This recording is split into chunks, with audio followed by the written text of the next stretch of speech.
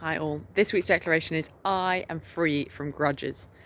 I've been freshly struck by the Last Supper recently about how Jesus, on the very night he was going to be betrayed, took his bared body and took the bread and said, "This is my body broken for you."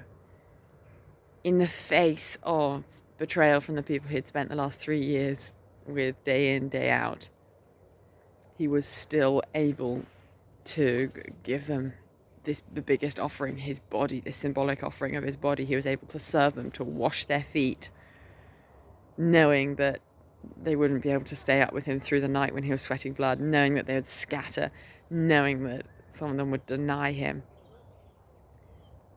How bleak must those thoughts have been, yet he didn't withhold his love from them in that time. He didn't act with a grudge, nothing. He served, he loved, he poured out his love for them.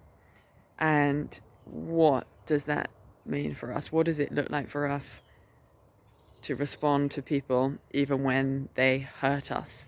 How do you react when someone lets you down or hurts you? Do you actively get angry? Do you passively withdraw or withhold affection or go silent or punish in that way?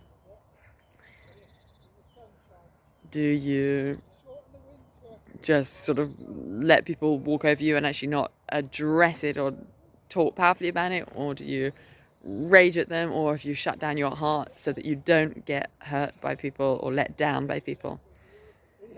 Jesus is our model and our example in this, and he was willing to pour out his life in the face of being hurt and betrayal. And one thing that I've noticed in myself even is a sign of not having fully forgiven or let go of a grudge is if I will want to talk over and over the situation with other people, in a way trying to gather justification and sympathy for the situation.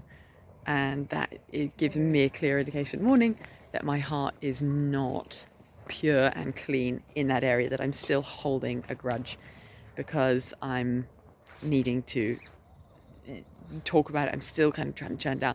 I'm not saying there's not a place for healthy accountability or someone who you really trust, or a husband or a wife or a close friend, where you can say, hey, this is what I'm working through and this is what I'm struggling with. But if you find yourself kind of talking to lots of people or rehearsing the situation, almost like gathering teams, that's not right. It's not healthy, and it's a sign that your heart is still in bondage, because as we know, unforgiveness entangles us and it opens the door to the demonic in our lives. Unforgiveness is like drinking poison but expecting the other person to get hurt. So if this is landing with you in any area, anyone who you're holding a grudge against, whether it's passive or active, take it before the Lord, journal it out, scream it out, go to the middle of the field, cry, shout, rage, do whatever you need to do to process those things with the Lord, that you may be able to have your heart free and to love and serve that person in whatever way it's appropriate, and keep praying for them, because as we pray for people, our heart does soften towards them because we begin to get God's heart for them. Bless you, and I hope this brings freedom this week.